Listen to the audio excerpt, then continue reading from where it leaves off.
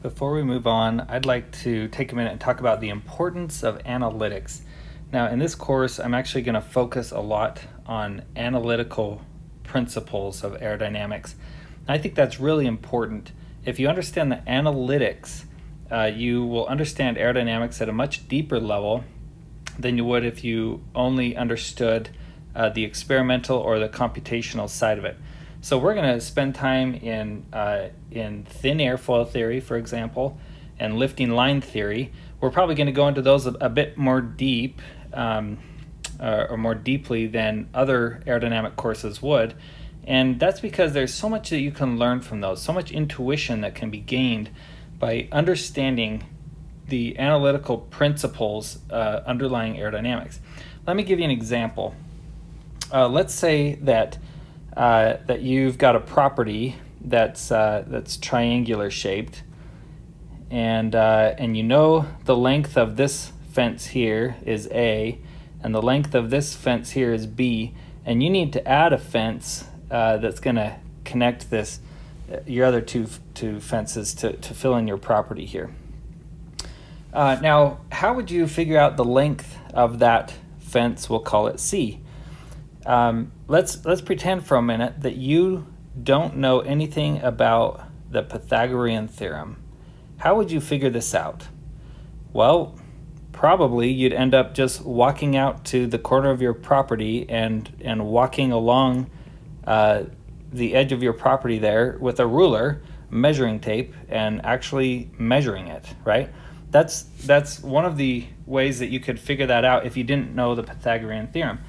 But because you know Pythagorean theorem, this problem becomes extremely simple. And so, in fact, we know that c squared equals a squared plus b squared. So that comes from Pythagorean's theorem.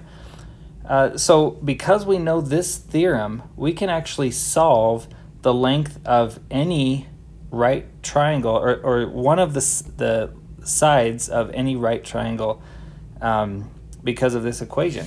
And it doesn't just apply to this one that I've drawn here. You know, you can have a right triangle that looks like this, or any, you know, the lengths of A and B can be anything you want. As long as they're perpendicular to each other, you can estimate or know exactly actually what the length of C is, and that's because of Pythagorean's theorem.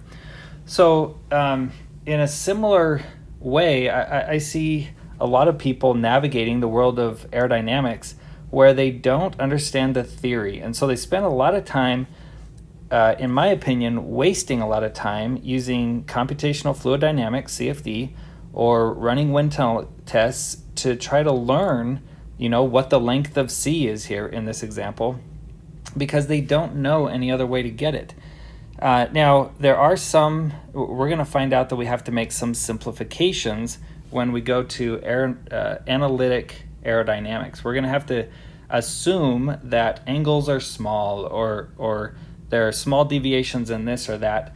And so that weakens, or sometimes it can make our estimate based off of the analytics a little bit less accurate than full CFD.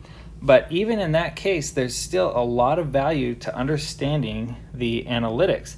And that's because even though it may not give us the exact number we're looking for, it gives us something that's really close, and it gives us intuition.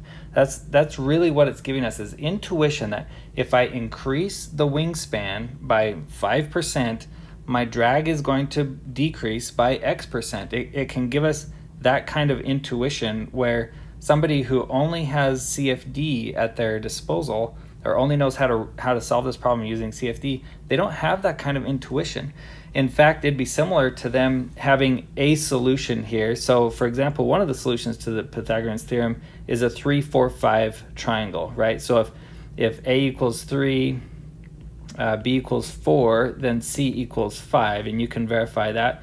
3 squared is 9, 4 squared is 16, 9 plus 16 is 25, the square root of that is 5.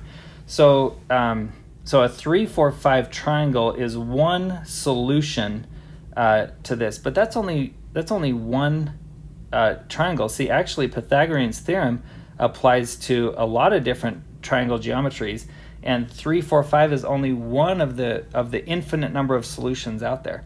And what CFD and experimental data give you they just give you single data points. They give you, for example, the solution to a 3, 4, 5 triangle, but they don't show how all of these triangles are related. We got that from Pythagorean's theorem. And so by spending more time in the analytics, you see how things are related. You see how airfoil design is related, to how airfoils on one aircraft are related to an airfoil on another aircraft, just by looking or analyzing their geometry. And you have some intuition, you have some basic equations that help you relate things. Same with wing planform or wing design, and we can carry this on into flight mechanics, even the responsive aircraft. And so the analytics are really important. We're going to spend a lot of time just using math, just manipulating equations so we can understand how different terms in aircraft design are related, and that builds our intuition. So we can go out and design aircraft much more quickly because we have more intuition for how things are related.